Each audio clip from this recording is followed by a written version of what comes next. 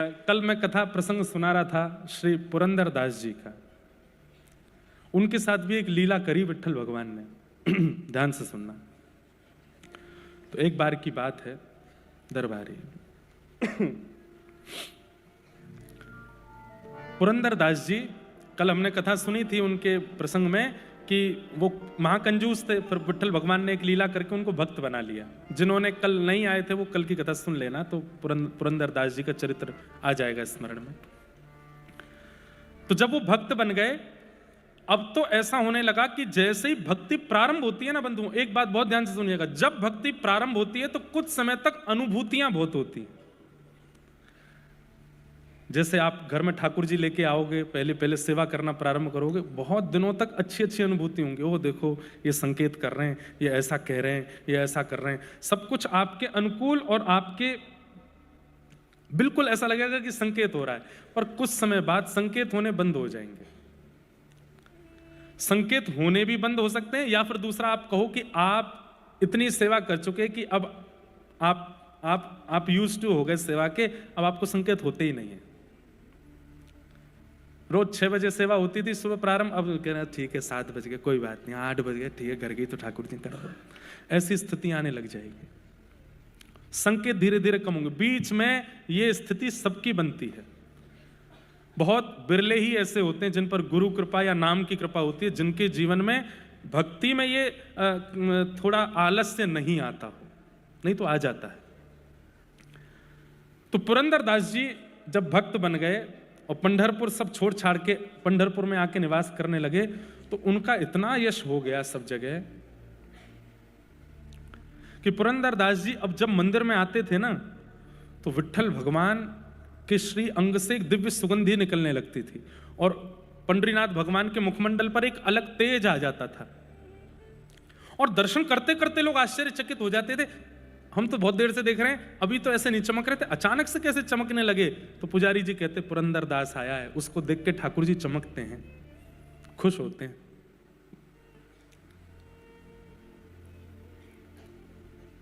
अब तो ऐसी स्थिति हो गई, लोग बाहर दर्शन करते थे पंडरीनाथ भगवान का, और जैसी सुगंधी आती थी सबको पता चल जाता था पुरंदर दास आया होगा, और पीछे मुड़ के देखते तो पुरंदर दास जी आए हुए होते थे। अब इससे हुआ क्या कि उनकी प्रसिद्धि इतनी हो गई पूरे पंढरपुर में कि पुरंदर दास जी जब अपने घर से निकलते थे तो रोडों को लोग फूलों से सजा देते थे, उनके चरण छूते थे, ऊपर से पुष्प वर्षा करते थे, माला पहनाते थे, उनको वंदन करते थे। लोग बाग घुटनों पर बैठ के रोते थे पुरंदर दास जी को देख करके कि आप इतने बड़े भक्त हैं, आप हम पे कृपा करो।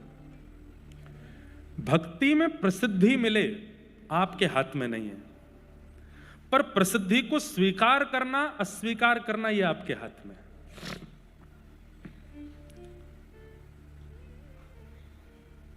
कई प्रसंग जरूरी नहीं आपको ही सुनाए जा रहे हो, कई बार मैं खुद को भी सुनाता हूं।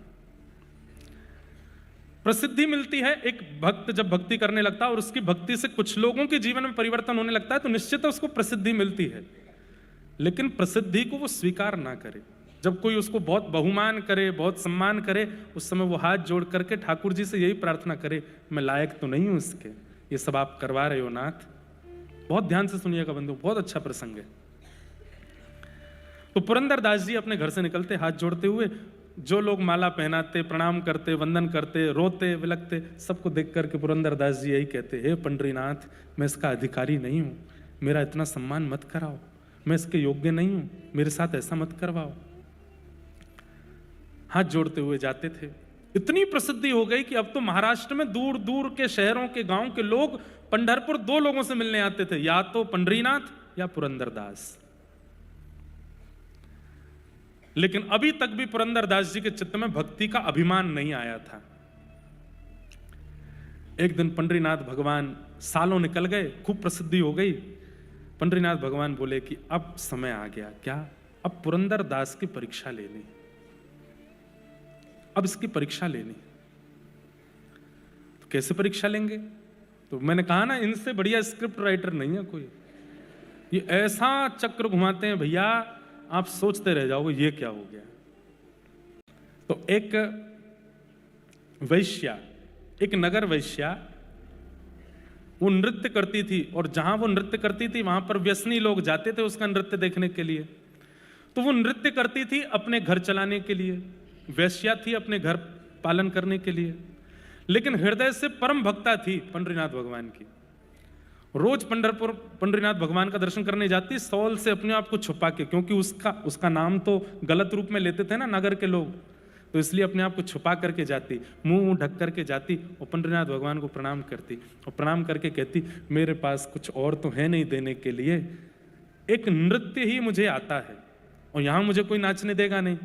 हे नाथ, मेरी भक्ति केवल इतनी है कि मैं रोज सज करके तैयार होकर के नृत्य इसलिए करती हूं कि किसी दिन उन व्यसनियों की भीड़ में आप आओगे मेरा नृत्य देखने और मैं नाचूंगी, आप देखोगे। और रोज पूछती, कब आओगे आप, कब आओगे आप, कब आओगे आप। दर्श बिन दुखण लागे नैन, दरस बिन दुखण लागे,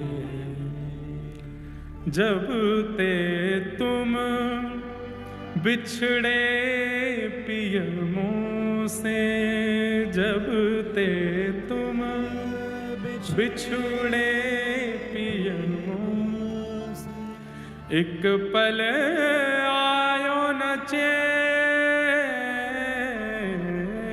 एक पल आयो न चैन, दरस बिन दुखण लागे न, दरस बिन दुखण लागे। अब स्थिति ये हो गई कि वो वैश्या रोज जाती है और ठाकुर जी के आगे जाके अब डांटती है, मेरे पास क्यों आओगे, वैश्या हूं ना, अपने शरीर को संसार के रंजन में लगा रखा है ना, ये संसार तो मुझे अपवित्र बोलता ही है, लेकिन आप पतित पावन अपने आप को कहना बंद कर दो, क्योंकि पतित पावन वो जो पतितों को भी स्वीकार करता हो। मैं पतित हूं इस पंढरपुर में, आपने अभी तक मुझे स्वीकार नहीं किया, आप पतित पावन कैसे हो गए? सबके यहां आप गए हो, सबके ऊपर आपने कृपा की है, मुझ पर कृपा क्यों नहीं? केवल इतना ही तो मांगती हूं कि किसी दिन मेरे नृत्य में आप आ जाओ। जब वो रोने लगी, ठाकुर जी को डांटने लगी और इस प्रकार से विलाप करने लगी, ठाकुर जी बोले, अब ये इसके नृत्य में हम जाएंगे। तो कैसे जाएंगे? तो ठाकुर जी बोले, एक पंथ दो काज, पुरंदर दास की परीक्षा भी हो जाए और इसके नृत्य में हमारा जाना भी हो जाए। कैसे करें? जय हो डायरेक्टर साहब, सही में अद्भुत है ये। क्या किया पता है? पुरंदर दास का रूप धारण करके नृत्य में चले गए। वैश्या नाच रही है और लोग बाग पी रहे हैं, खा रहे हैं, उस पर पैसे उड़ा रहे हैं, धुआं उड़ा रहे हैं और गंदी गंदी बातें कर रहे हैं। बिल्कुल बिल्कुल मतलब कोई धार्मिक व्यक्ति भी वहां प्रवेश ना करे, तिलक वाला भी प्रवेश ना करे, पुरंदर दास तो बहुत बड़ी बात है। ऐसी सभा थी, वहां पे वो वैश्या नाच रही थी और इतने में ही पुरंदर दास वहां आए। तो जो लोग आड़े टेढ़े लेटे थे, पहले तो पुरंदर दास को देखे, आज ज्यादा चढ़ गई है हमको, हैं ये कहां से आ गए यहाँ पे। पुरंदर दास को देख करके अपनी आंखें मीड़े, फिर खोल के देखे, है तो वही। पुरंदर दास जी वहां पहुंचे और जाकर के जो बैठे थे उनसे, लाओ भाई मसनद हमारे लिए भी लगाओ, आज हम भी देखें क्या नृत्य है। लेकिन वो वैश्या, उसके तो हाथ पांव कांपने लगे। बोले कि हरि नहीं आए, लेकिन हरिजन आ गए हैं, और हरिजन आए हैं बंधुओं। हरि अगर प्रसन्न होंगे तो वैकुंठ प्रदान करेंगे, लेकिन हरिजन यदि प्रसन्न होंगे तो हरि को प्रदान कर देंगे। हरि प्रसन्न हो ये बाद की इच्छा होनी चाहिए, हरिजन प्रसन्न हो ये पहली इच्छा होनी चाहिए। हरिजन प्रसन्न, आपने हरिजनों को ही उठा रखा है, हरि रिझेंगे आपसे। हरिजनों को ही पीड़ा दे रखी है, हरिजनों को ही कष्ट दे रखा है, हरिजनों को रुलाया है, हरि कैसे मिलेंगे आपसे? वो तो इतनी प्रसन्न हो गई, हे पंडरीनाथ अब आप भले ही मत आना, मुझे तो मिल गया, मेरे हरिजन आ गए सामने, अब तो वो ऐसा नृत्य करे, ऐसा नृत्य करे। लेकिन वहां जो बैठे व्यसनी लोग थे उनको नृत्य दिखाई नहीं दे, वो तो पुरंदर दास को देखें और आपस में चर्चा करें, हमारी पत्नी इनका प्रवचन सुनती है। अभी रुक, उसको पकड़ के लाता हूं, दिखाऊं तो सही उसके गुरु का रूप। दौड़ा दौड़ा गया, कोई अपनी पत्नी को बुलाने गया, कोई अपने मित्रों को बुलाने गया, कोई अपने जो जो प्रवचन सुनते थे, जो जो उनको प्रणाम करते, सबको खींच के लाया, देखो तुम्हारा पुरंदरदास क्या कर रहा है। और सब लोग आकर के अपने मुंह पे हाथ, हाय राम, हाय ये पुरंदरदास वैश्या, छी छी, राम राम राम राम राम। हमसे कहा मोह माया से दूर रहो, खुद आ गए यहां पर। हमसे कहा ऐसे मत करो, और खुद बैठे यहां पर वैश्या का नृत्य देख रहे हैं। और महाराज हद तो तब हो गई जब वैश्या ने नृत्य करके नित्य विराम किया, तो पुरंदरदास जी पर वाह वाह वाह वाह, क्या दूं क्या दूं क्या दूं, इतना अद्भुत नृत्य। तो अपने हाथ के सोने का कड़ूला उतार करके वैश्या को दे दिया। बहुत अच्छा नाचती हो, क्या, मैं तो आनंदित हो गया। अब तो महाराज काना फूसी होते होते सुबह हुई नहीं, रात में पूरे पंढरपुर को पता चल गया कि ऐसा हुआ है। सोचो उस समय तो सोशल मीडिया भी नहीं था, तब तो कानों कानों से बात पहुंच गई। कभी कभी मुझे लगता है भक्ति का प्रसंग आग की तरह नहीं फैलता। भक्ति का प्रसंग कैसे फैलता है? शहद की तरह। शहद को फैला दो, उसको यहां से वहां पहुंचने में, शहद भी लिक्विड फॉर्म है, बहुत धीरे धीरे जाएगा। ये भक्ति का स्वरूप है। और संसारी विषय कैसे फैलेगा? जैसे कोई पेट्रोल में आग लगा दो, एक संग सब धराशायी। आपको प्रचार के लिए पैसा वेस्ट करने की आवश्यकता नहीं है। इस संसार का विषय ही ऐसा है कि एक क्षण में लोग बाग उसको एक दूसरे को ले ले ले, देख देख देख, ये क्या हुआ क्या हुआ क्या हुआ। उस समय पे ये हो सकता था, तो आज कौन सी बड़ी बात है। पुरंदरदास जी का इतना अपयश हो गया। अब पुरंदरदास जी प्रेम से सो रहे थे, तो पंडरीनाथ भगवान थे, पुरंदरदास थोड़े ही थे। ठाकुर जी बढ़िया मटकते हुए जा रहे हैं, सब जो लोग बाग खड़े थे मुंह पे हाथ धर के, क्या नाचती है ये एक।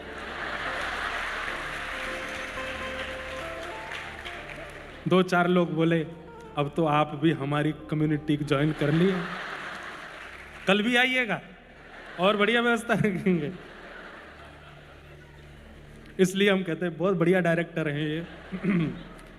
लेकिन ठाकुर जी तो अंतर ध्यान होके मंदिर पहुंच गए।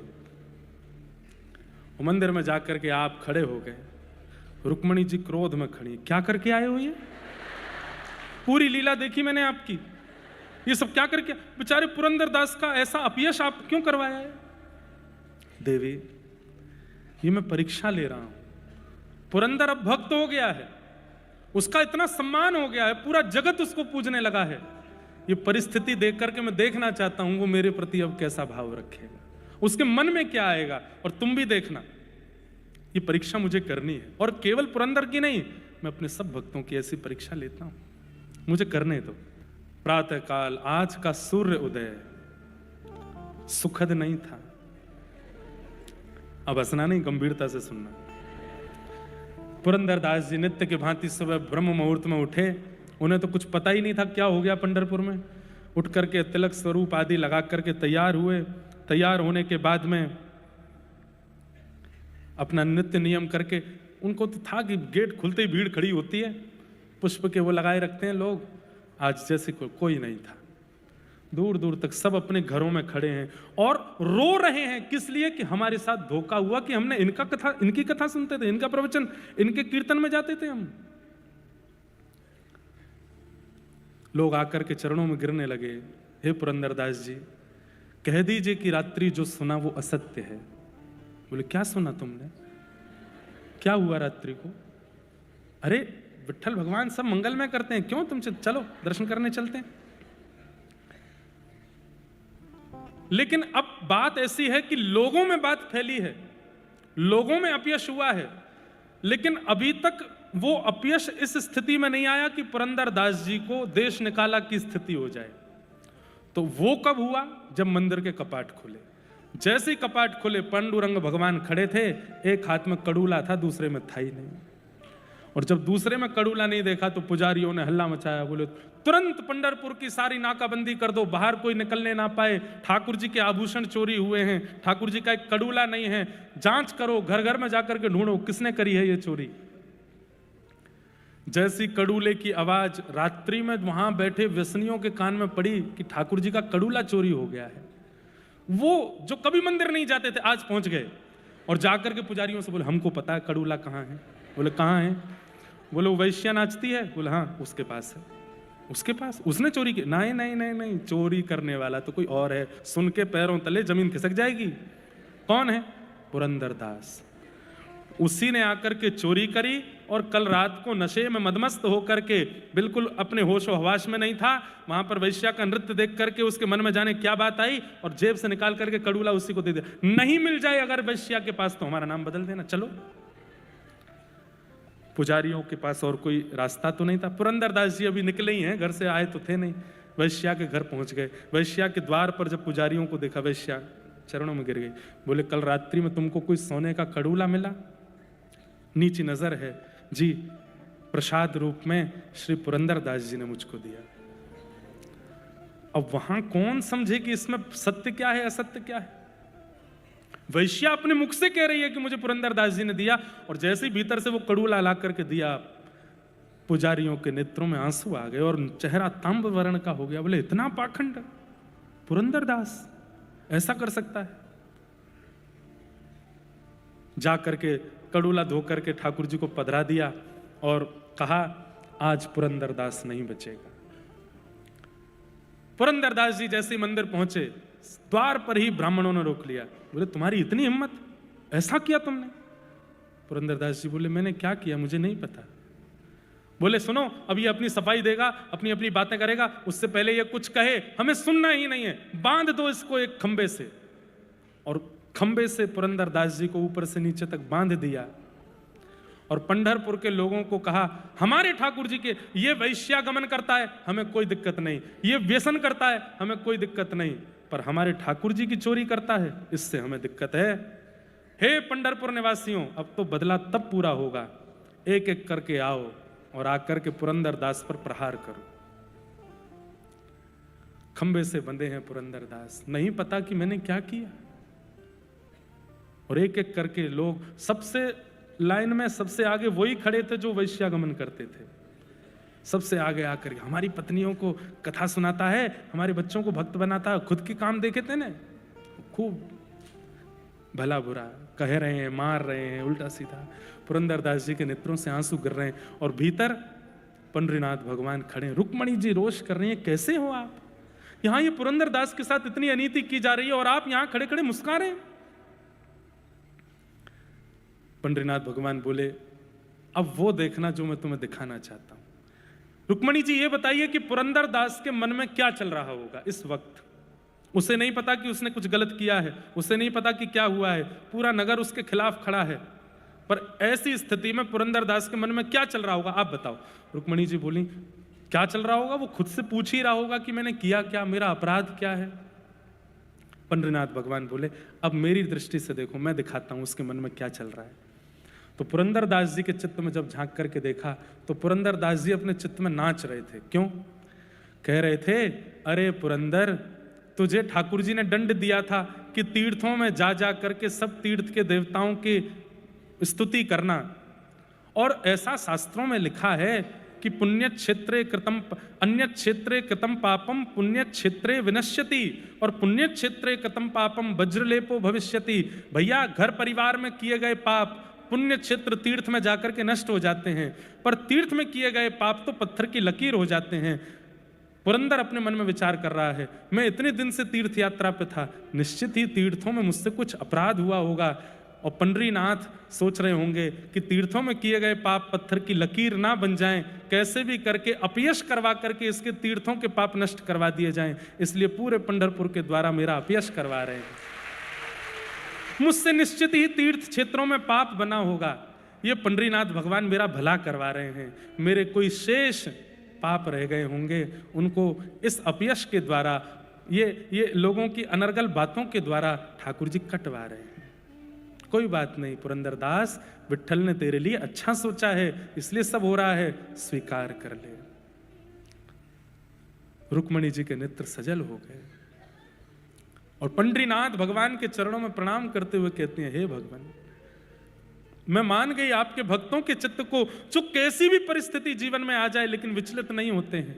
अब भी वो यही सोच रहा है कि आपने उसके लिए कुछ अच्छा सोचा है, इसीलिए सब हो रहा है। पर अब इसके ऊपर होने वाली पीड़ा मैं सह नहीं पा रही हूं, अब आप कुछ करो। और तभी पंढरपुर में मानो जैसे एक आकाशवाणी जैसे होने लगी। पूरे पंढरपुर के लोगों को सावधान की स्वर सुनाई देने लगा। सब विचलित हो गए, कहां से आ रहा है स्वर। तभी देखा मंदिर में खड़े पांडुरंग भगवान बोल रहे हैं, मैं बोल रहा हूं अभी इसी वक्त पुरंदरदास को खोल दो। इसने कोई भी पाप नहीं किया है, इसने कोई भी ऐसा अनर्गल कृत्य नहीं किया है। उस वैश्या की इच्छा थी कि मैं उसके नृत्य में जाऊं, पर मैं अपने रूप में जाता तो वो नृत्य नहीं कर पाती, इसलिए मैं ही पुरंदरदास का रूप धारण करके गया और उस वैश्या के नृत्य में जाकर के मैंने ही अपना कड़ूला प्रदान किया। वास्तव में इस कृत्य के द्वारा मैंने दोनों को स्वीकार किया है, पर तुम लोग समझ नहीं पाए। सुनते ही सब पंढरपुर के लोग ठाकुर जी के चरणों में वंदित हो गए। हमें क्षमा कर दो नाथ, हम जान नहीं पाए, हम समझ नहीं पाए। बंधुओं, जब जीवन में नाम विराजमान होता है, जीवन में भक्ति विराजमान होती है, तो आपको हर परिस्थिति, आप गिर भी जाओगे ना, पैर में घुटने में चोट लगेगी, संसारी लोग होंगे तो क्या सोचेंगे, कोई गाली दे रहा है तभी गिर गया मैं। लेकिन भक्त क्या सोचेगा, ठाकुर जी शायद इसमें कुछ भलाई चाहते हैं, मेरे पैर का हड्डी टूटी, शायद इससे ठाकुर जी कुछ अच्छा करना चाहते हैं। इसलिए ये विचार कभी मन से जाने मत दो। बंधुओं, जो हो रहा है आपके साथ, ध्यान से सुनिएगा, जो हो रहा है आपके साथ ये तो कुछ भी नहीं है, इससे भी खतरनाक हो सकता है। उस स्थिति में भी ये विचार मन में रखना कि ठाकुर जी ने कुछ अच्छा ही सोचा है, ये मेरे साथ कुछ गलत नहीं होने देंगे ठाकुर जी ने। फिर पता है क्या होगा, अगर आपके प्रारब्ध के कारण कुछ गलत होना भी होगा, लेकिन आपकी ऐसी विचारधारा होगी कि नहीं ठाकुर जी ने कुछ अच्छा ही सोच के रखा, तो ठाकुर जी अच्छा ही कर देंगे, उसको बिगड़ने नहीं देंगे।